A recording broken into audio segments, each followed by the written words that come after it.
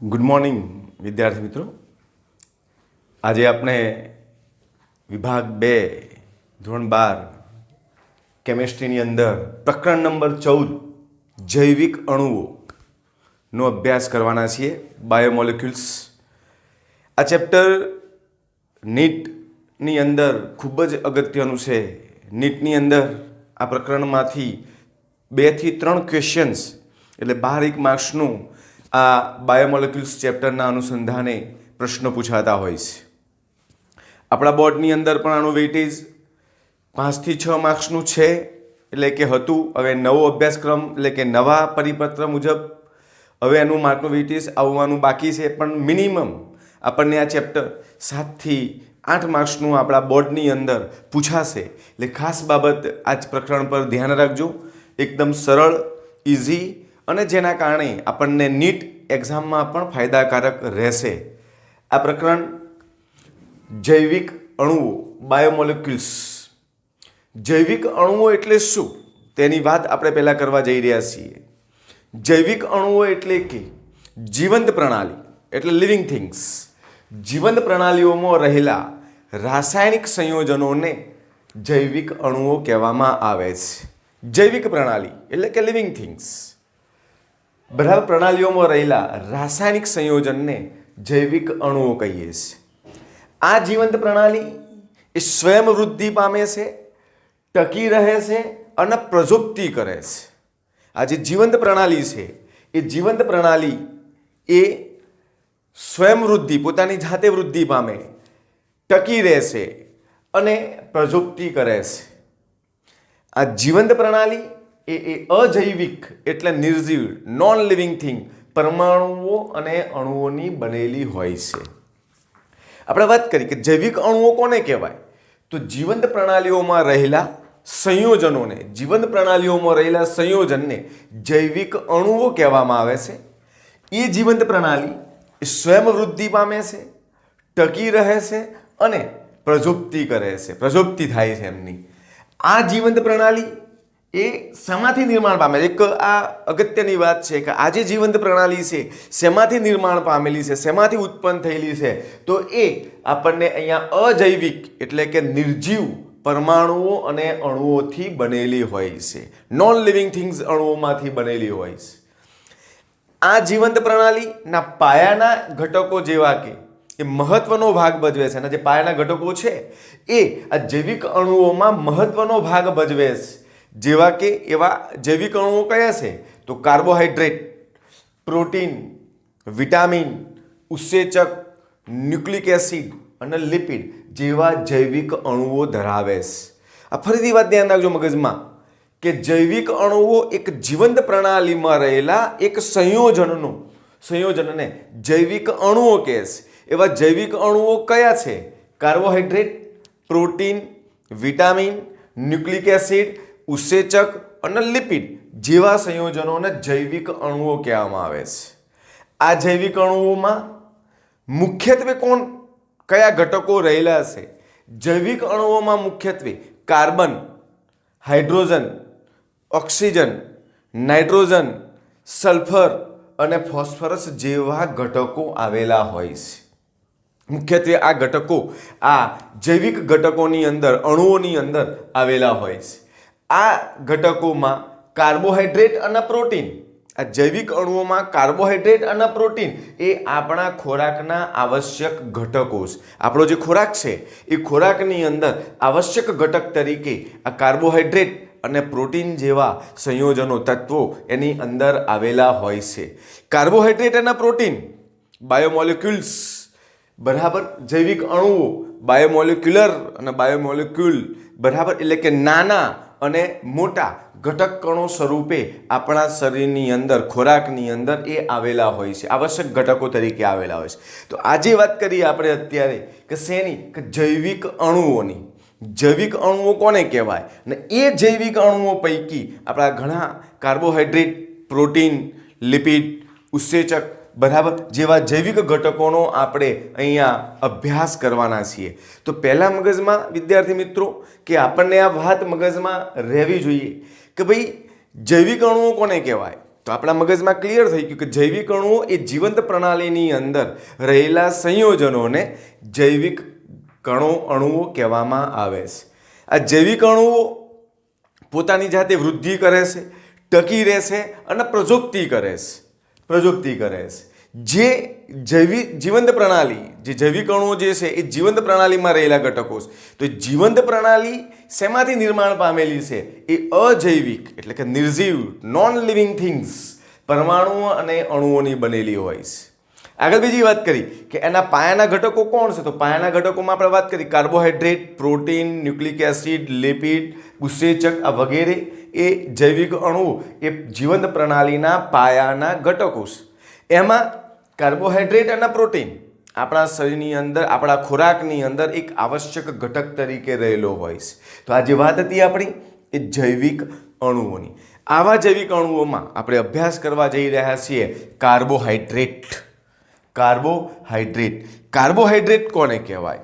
તો કાર્બોહાઈડ્રેટ એ કાર્બનિક સંયોજનોનો અગત્યનો વર્ગ છે. કાર્બોહાઈડ્રેટ એ કાર્બનિક સંયોજનો જે છે એ કાર્બનિક સંયોજનોનો એક અગત્યનો વર્ગ છે. આ કાર્બોહાઈડ્રેટ સામાન્ય રીતે એ વનસ્પતિમાંથી પ્રાપ્ત રહેશે. એ કાર્બોહાઈડ્રેટ એ ક્યાંથી મળે છે? તો કાર્બોહાઈડ્રેટ વનસ્પતિમાંથી મુખ્યત્વે તે મળી આવે છે. શેરડીમાંથી શર્કરા, ગ્લુકોઝ, ફ્રુક્ટોઝ, સ્ટાર્ચ આ જે વનસ્પતિમાંથી પ્રાપ્ત થાય છે. જે માનવની રહેઠાણ, કપડાં અને ખોરાક આ ત્રણેય વસ્તુ આપણને એ કાર્બોહાઈડ્રેટ દ્વારા આપણને મળી રહે છે. તો પહેલી વાત કે આવશ્યક ઘટક તરીકે કાર્બોહાઈડ્રેટ અને પ્રોટીનની વાત છે. એમાં આપણે વાત કરવા જઈ રહ્યા છીએ કાર્બોહાઈડ્રેટની. કાર્બોહાઈડ્રેટ એ કાર્બનિક સંયોજનોનો અગત્યનો એક વર્ગ છે. કાર્બનિક સંયોજનોના અગત્યનો વર્ગ છે. તે વનસ્પતિમાંથી મળી રહે છે, જેવી કે શેરડી, ગ્લુકોઝ, ફ્રુક્ટોઝ અને સ્ટાર્ચ. આગળ વાત કરીએ કે કાર્બોહાઈડ્રેટ જે છે એ કયા કયા તત્વોનો બનેલો છે? કાર્બોહાઈડ્રેટ કાર્બન, હાઇડ્રોજન અને ઓક્સિજન જેવા તત્વો ધરાવે છે. કાર્બોહાઈડ્રેટ કયા કયા તત્વો ધરાવે? તો કાર્બોહાઈડ્રેટ એ કાર્બન, હાઇડ્રોજન અને ઓક્સિજન જેવા તત્વ ધરાવતો હોય છે. જે પાણીના અણુની માફક, પાણીનો અણુ એટલે H2O નું પ્રમાણ માપ છે 2:1. એ 2:1ના પ્રમાણ માપમાં એ ધરાવતો હશે, જેથી તેને કાર્બનના હાઇડ્રેટ, પહેલાના જમાનામાં કાર્બનના હાઇડ્રેટ તરીકે કાર્બોહાઈડ્રેટને ઓળખવામાં આવતા હતા. આ અગત્યની વાત છે.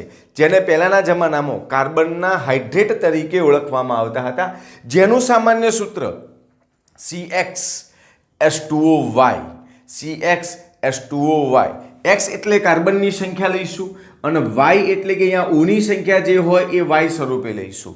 તો કાર્બનના હાઇડ્રેટ તરીકે ઓળખીએ છીએ. કેમ?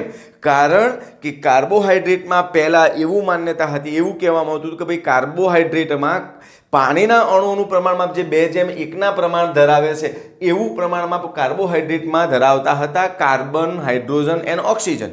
માટે તેના કાર્બનના હાઇડ્રેટ કહેવામાં આવે છે. તો અહીંયા વાત કરીએ કે એવા ઉદાહરણ કયા છે કાર્બોહાઈડ્રેટ જે આ સૂત્રને અનુસરે છે તેવા?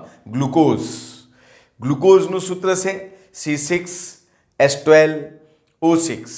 C6H12O6 જેને કાર્બનના હાઇડ્રેટ તરીકે સ્વરૂપમાં રૂપાંતર કરવું હોય તો C6H2O ઓની કેટલી સંખ્યા છે? 6 C6H2O6. ત્યારબાદ સુક્રોઝ એટલે ખાંડ C12H22O11.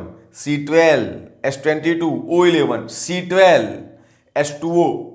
ઓક્સિજન સાથે જે સંખ્યા છે એ H2O અહીંયા લગાડીશું 11. C12H2O11. ત્યારબાદ સ્ટાર્ચ C6H10O5 એન્ટાઇમ. સ્ટાર્ચ માટે એન્ટાઇમ એટલા માટે લખ્યો કે પોલીહાઇડ્રોક્સી સેકેરાઇડ છે, જે અસંખ્ય મોનોસેકેરાઇડના અણુઓથી એ બનેલો, નિર્માણ પામેલો છે. અસંખ્ય અણુઓ છે માટે અહીંયા શબ્દ લખ્યો એન્ટાઇમ. C6H10O5 એન્ટાઇમ. અને અહીંયા રૂપાંતર કર્યું C6H2O5 ટાઈમ. કૌંસની બહાર આપણે એન ટાઈમ લખી શકીએ. તો આવી રીતે આ જે વાત હતી એ કાર્બનના હાઇડ્રેટ સ્વરૂપે પણ તેને ઓળખવામાં આવે છે. પરંતુ એક વાત અગત્યની છે કે જે આપણે અહીંયા રજૂઆત કરી કે ભાઈ જૈવિક અણુઓમાં કાર્બોહાઈડ્રેટને કાર્બનના હાઇડ્રેટ તરીકે ઓળખવામાં આવે છે, પરંતુ અમુક કાર્બોહાઈડ્રેટ એવા છે કે જે ઉદાહરણ તરીકે રેમનોઝ કાર્બોહાઈડ્રેટ છે, પરંતુ જે કાર્બનના હાઇડ્રેટના સૂત્રને અનુસરતો નથી. રેમનોઝ જે પોતે ખુદ કાર્બોહાઈડ્રેટ છે, પરંતુ જે કાર્બનના હાઇડ્રેટના સૂત્રને CHH2OY સૂત્રને અનુસરતો નથી. રેમનોઝનું સૂત્ર છે C6H12O5 C6H12O5 જે આ સૂત્રને અનુસરતું નથી. O5 છે, અહીંયા 5 છે તો અહીંયા H10 થાય, અહીં 10 નથી, અહીં H કેટલા છે 12. માટે રેમનોઝ એ કાર્બનના હાઇડ્રેટના સૂત્રને અનુસરતો નથી. તેવી જ રીતે ઘણા બધા એવા સંયોજનો છે કે જે કાર્બનના હાઇડ્રેટના સૂત્રને અનુસરે છે. શું કહી રહ્યો છું સાંભળજો. ઘણા બધા એવા સંયોજનો છે કે જે કાર્બનના હાઇડ્રેટના સૂત્રને અનુસરે છે, પરંતુ તે કાર્બોહાઈડ્રેટ નથી. માટે આ જે વાત હતી કે કાર્બોહાઈડ્રેટને કાર્બનના હાઇડ્રેટ તરીકે ઓળખવામાં આવે છે, એ વાત ત્યાં કેવી નીકળી? ખોટી નીકળી. માટે અહીંયા વાત બીજી કે એવા કયા સંયોજનો છે કે જે કાર્બનના હાઇડ્રેટના સૂત્રને અનુસરે છે પણ કાર્બોહાઈડ્રેટ નથી. ઉદાહરણ તરીકે એક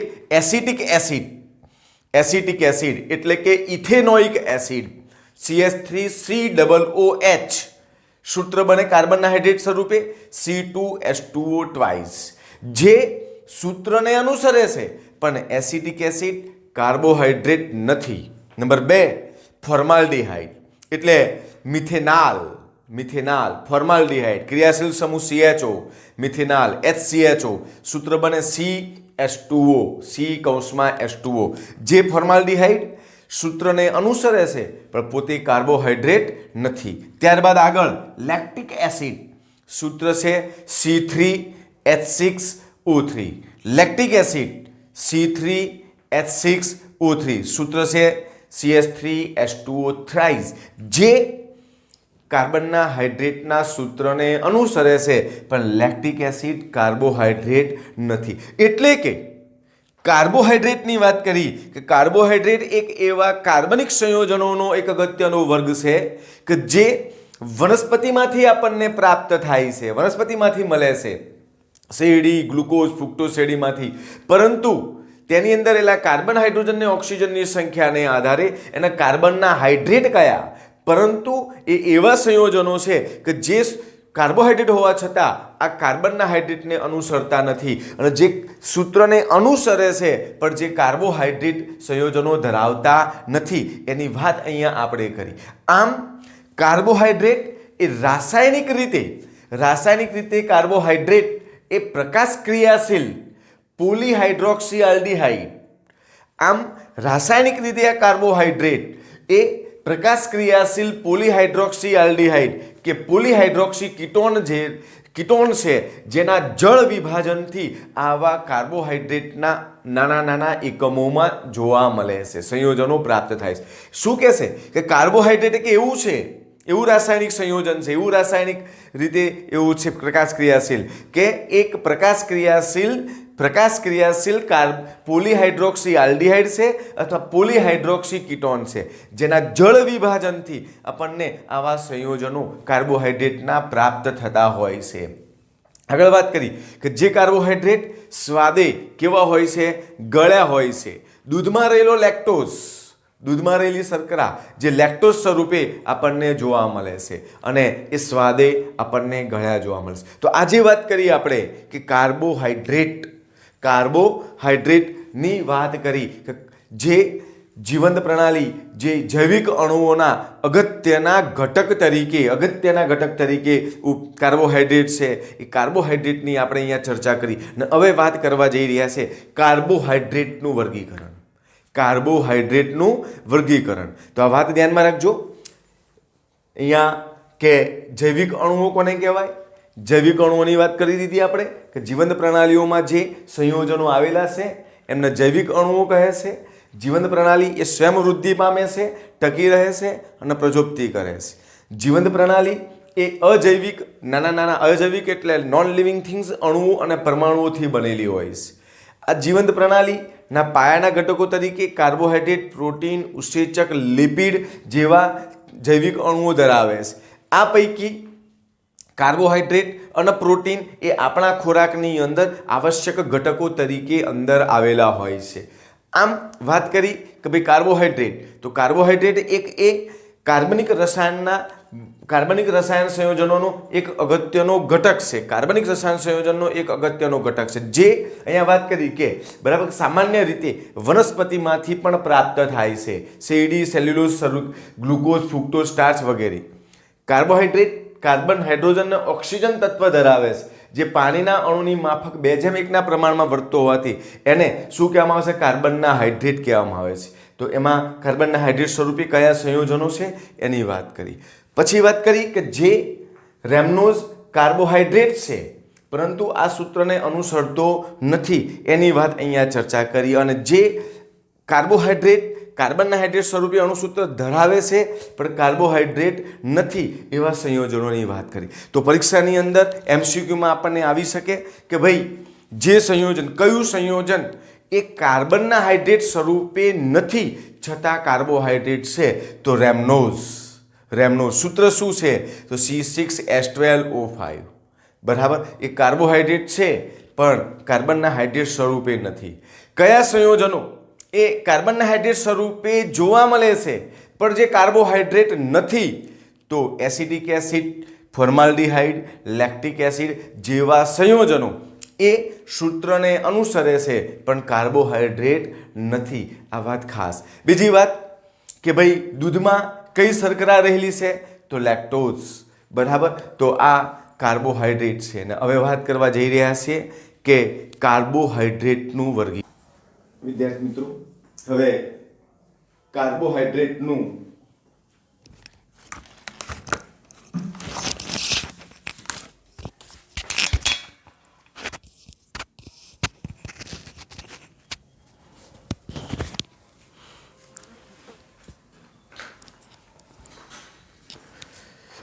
વિદ્યાર્થી મિત્રો, હવે વાત કરીએ આપણે પ્રમાણે કાર્બોહાઈડ્રેટનું વર્ગીકરણ. કાર્બોહાઈડ્રેટનું વર્ગીકરણ બે પ્રકારે. એક, કાર્બોહાઈડ્રેટના જળ વિભાજન દરમિયાન તેનાથી છૂટા પડતા અણુઓની મોનોમરની વર્તણૂકના આધારે, નંબર 1. અને નંબર 2, રિડક્શન કરવાના સ્વભાવના આધારે. જ્યારે કાર્બોહાઈડ્રેટનું રિડક્શન થાય ને, રિડક્શન કરવાના સ્વભાવના આધારે. એમ કાર્બોહાઈડ્રેટનું વર્ગીકરણ એ બે ભાગમાં થાય છે. ભાગ નંબર 1, જળ વિભાજન દરમિયાન તેના દ્વારા એની વર્તણૂકના આધારે કાર્બોહાઈડ્રેટનું વર્ગીકરણ કરતા 3 વિભાગ પડે છે. એક મોનોસેકેરાઇડ, ઓલિગોસેકેરાઇડ અને પોલિસેકેરાઇડ. એમાં પહેલી વાત કરવા જઈ રહ્યા છીએ મોનોસેકેરાઇડ. મોનોસેકેરાઇડ એટલે શું? વિદ્યાર્થી મિત્રો ધ્યાન રાખજો. મોનોસેકેરાઇડ એટલે કે જે કાર્બોહાઈડ્રેટનું જળ વિભાજન કરતો તેના સાદામાં સાદા મોનોમરમાં વિભાજન થતું નથી તેવા સેકેરાઇડને મોનોસેકેરાઇડ કહેવામાં આવે છે. એકવાર જળ વિભાજન થયા પછી એનું નાનામાં નાના ઘટકમાં, નાનામાં નાના સમૂહમાં ફરીથી જળ વિભાજન કરી શકાતું નથી તેવા સેકેરાઇડને મોનોસેકેરાઇડ કહેવામાં આવે છે.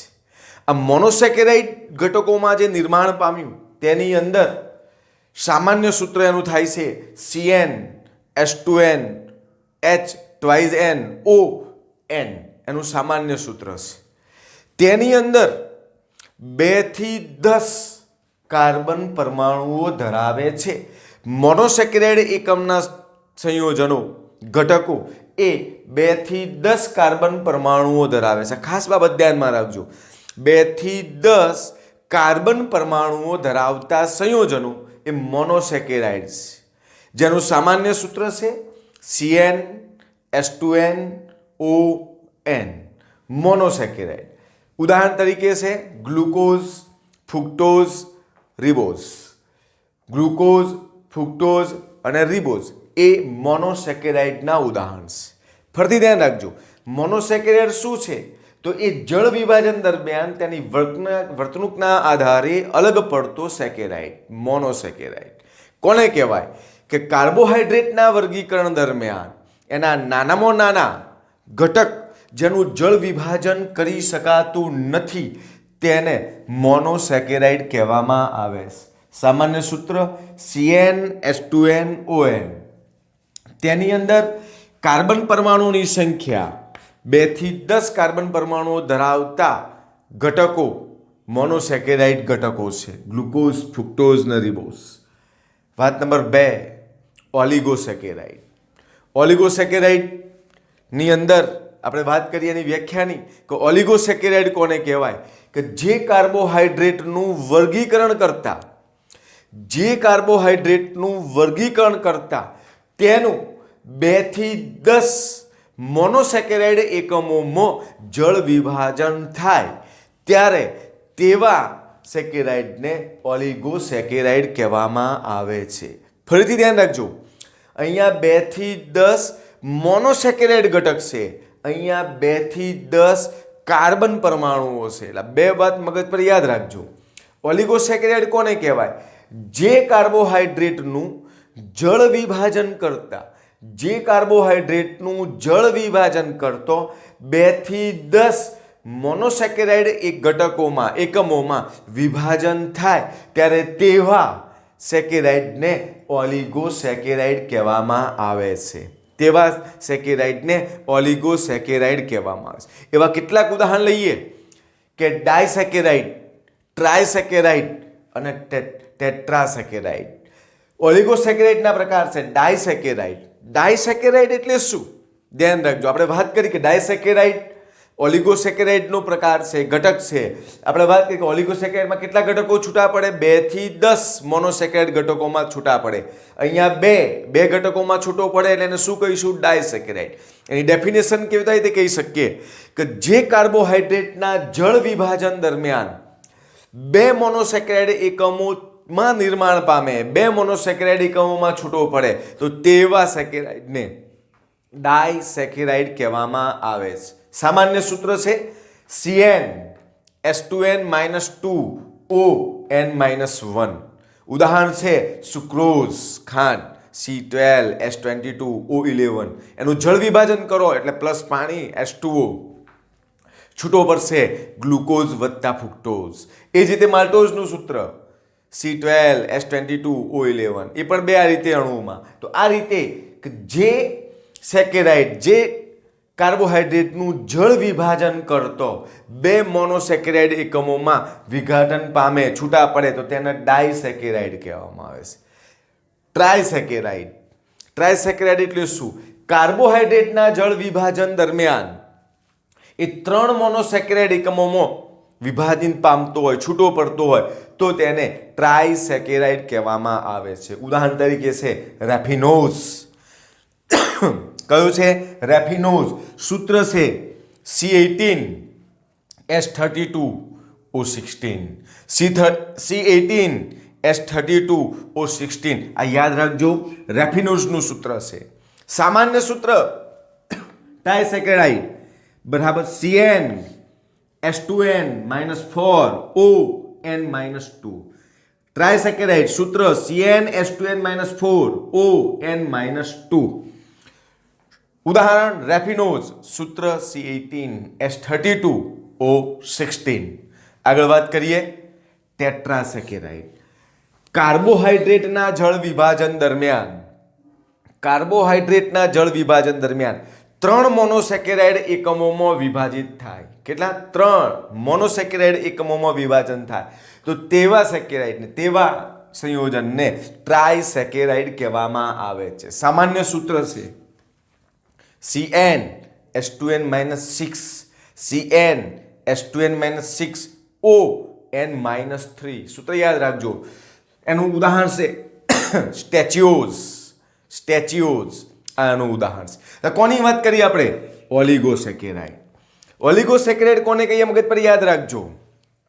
જે કાર્બોહાઈડ્રેટના જળ વિભાજન દરમિયાન 2 થી લઈ 10 મોનોસેકેરાઇડ એકમોમાં વિભાજન પામે, 2 થી 10 મોનોસેકેરાઇડ એકમોમાં જળ વિભાજન પામે તેવા સેકેરાઇડને ઓલિગોસેકેરાઇડ કહીએ છીએ.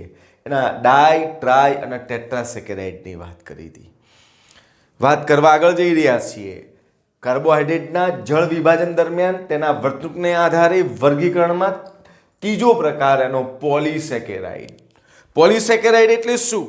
નોર્મલ વસ્તુ છે કે જે સેકેરાઇડ જે કાર્બોહાઈડ્રેટનું જળ વિભાજન કરો, જે કાર્બોહાઈડ્રેટનું જળ વિભાજન કરો, એ જળ વિભાજન કરતો એ અસંખ્ય અનેક મોનોસેકેરાઇડ એકમોમાં છૂટો પડે ત્યારે તેને પોલીસેકેરાઇડ કહેવામાં આવે છે. ઉદાહરણ તરીકે સ્ટાર્ચ, ગુંદર, ગ્લાયકોઝન આ પોલીસેકેરાઇડના ઉદાહરણ છે.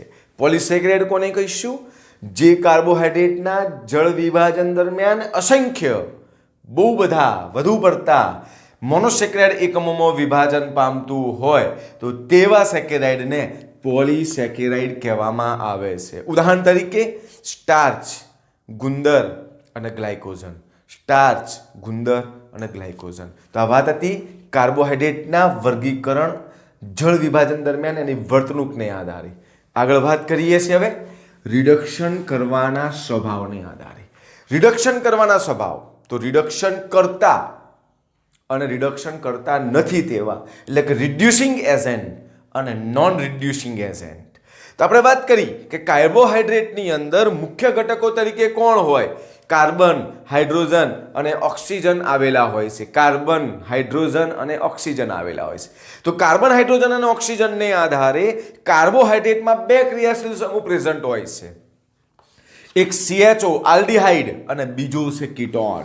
દરેક કાર્બોહાઈડ્રેટની અંદર 2 પ્રકારના ક્રિયાશીલ સમૂહ પ્રેઝન્ટ હોય છે. એક આલ્ડીહાઇડ, એક કીટોન CO.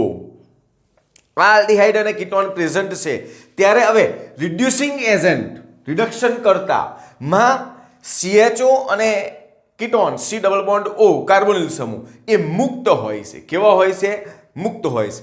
ત્યારે એને રિડ્યુસિંગ એજન્ટ તરીકે ઓળખવામાં આવે છે. ઉદાહરણ છે કે રિડ્યુસિંગ એજન્ટ કોણ છે? કયા હોઈ શકે? એક મોનોસેકેરાઇડ. બધા જ મોનોસેકેરાઇડ એ રિડક્શન કરતા છે, રિડ્યુસિંગ એજન્ટ છે, જેની અંદર આલ્ડીહાઇડ અને કીટોન એ મુક્ત હોય છે, મોનોસેકેરાઇડ. અને ડાયસેકેરાઇડમાં સુક્રોઝ સિવાયના બધા જ ડાયસેકેરાઇડ એ રિડ્યુસિંગ છે. કેવા છે? રિડ્યુસિંગ. એટલે કે એની અંદર CHO અને C ડબલ બોન્ડ O એ મુક્ત હોય છે. જ્યારે નોન રિડ્યુસિંગ રિડક્શન કરતા નથી એને નોન રિડ્યુસિંગ કહેવાય. તો એ નોન રિડ્યુસિંગ એજન્ટ તરીકે કોણ છે? તો એની અંદર CHO આલ્ડીહાઇડ અને કીટોન સમૂહ મુક્ત નથી, એટલે કે એ બંને એકબીજા સાથે બંધથી ગ્લાયકોસિડિક સાંકળથી બંધ બનાવેલા હોય છે, એ મુક્ત હોતા નથી. ત્યારે એ નોન રિડ્યુસિંગ એજન્ટ તરીકે વર્તે છે. ત્યારે એવા કયા છે? ગ્લુકોઝ, સ્ટાર્ચ, સેલ્યુલોઝ, ગુંદર અને ગ્લાયકોઝન. ગ્લુકોઝ, સ્ટાર્ચ, સેલ્યુલોઝ, ગુંદર અને ગ્લાયકોઝન એ નોન રિડ્યુસિંગ તરીકે વર્તે છે. આમ આપણે વાત કરી અહીંયા કાર્બોહાઈડ્રેટનું વર્ગીકરણ, ધ ઇમ્પોર્ટન્સ. આ પ્રશ્ન વર્ગીકરણ ઓછું પૂછાતો હોય છે, પણ આ યાદ રાખવું જરૂરી છે. આ સૂત્ર MCQમાં હોઈ શકે છે, માટે આ વાત ખાસ ધ્યાનમાં રાખવી. તો કાર્બોહાઈડ્રેટનું વર્ગીકરણ જળ વિભાજન દરમિયાન તેની વર્તણૂકના આધારે, રિડક્શન કરવાના સ્વભાવના આધારે. જળ વિભાજન દરમિયાન વર્તણૂકના આધારે 3 મોનોસેકેરાઇડ, ઓલિગોસેકેરાઇડ, પોલીસેકેરાઇડ.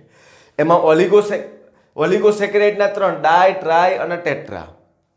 એની પણ આપણા સૂત્રોની ચર્ચા કરી. મોનોસેકેરાઇડમાં એનું સામાન્ય સૂત્ર, કેટલા કાર્બન પરમાણુ આવે, એના કયા સંયોગ ઘટકો આવે એની ચર્ચા કરી. પોલીસેકેરાઇડ એટલે શું એની વાત કરી. ત્યારબાદ રિડક્શન કરવાના સ્વભાવને આધારે રિડ્યુસિંગ એજન્ટ અને નોન રિડ્યુસિંગ એજન્ટ તરીકે આલ્ડીહાઇડ કીટોન મુક્ત હોય, આલ્ડીહાઇડ કીટોન મુક્ત હોતા નથી. ત્યારે કયા સંયોજનોનો સમાવેશ થાય, કયા સેકેરાઇડ અંદર સમાવેશ થાય એની વાત કરી. ઓકે, હવે આના આધારે આપણે અભ્યાસ કરવા જઈ રહ્યા છીએ કે ગ્લુકોઝ ગ્લુકોઝના બંધારણની વાત ધ્યાન રાખજો.